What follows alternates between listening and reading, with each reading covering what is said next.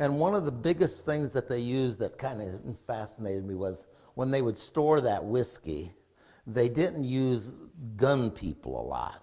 They used dogs.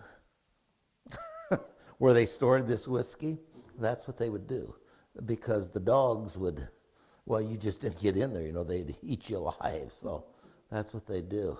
And he told me, and I don't know if this is true or not, but probably is, but those dogs would be trained to not eat anything that you would give to them other than the person who did it, because that way they couldn't poison the dog.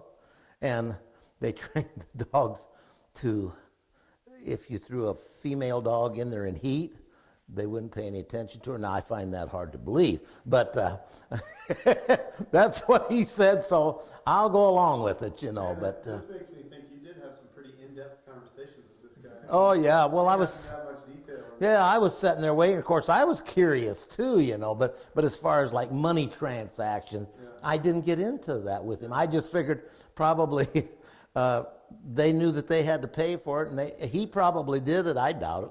I would doubt if he loaded the whiskey unless they were paid.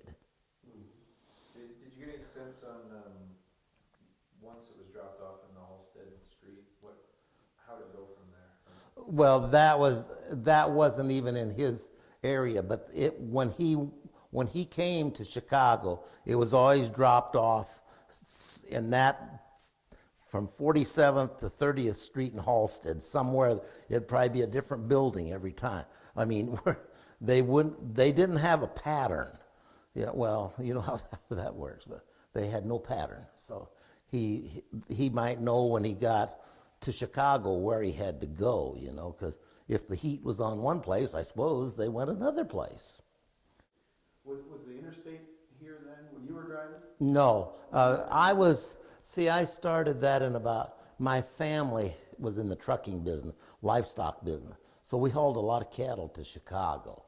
So the interstate system didn't really get there. Well, like the Dan Ryan was one of the first ones, and that was in probably the later 60s. That it was. From here to Chicago. Oh no, Highway 30. You took Highway Or 30. Highway 6, you know, over through Cedar Rapids and Clinton, you know, and Waterman. And So how long did that drive take from here for you?